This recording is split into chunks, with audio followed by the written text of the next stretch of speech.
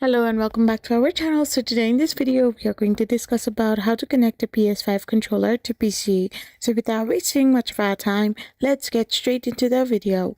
So if you're using a wired connection, that is USB-C to USB, simply plug the USB-C cable into your DualSense controller. Now plug the other end into your PC's USB port, and Windows should auto-detect it. You can simply use it right away in most games.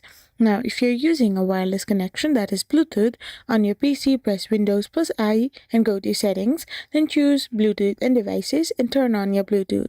After this, on your DualSense, hold your PS button plus Create button, that is left of the touchpad, until the light flashes blue. After this, click Add on your PC and tap on Add Devices, select Bluetooth and select Wireless Controller.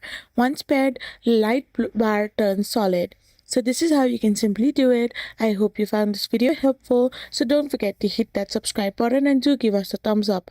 We will be back again with more informative videos. Thank you for watching and stay tuned for our next video.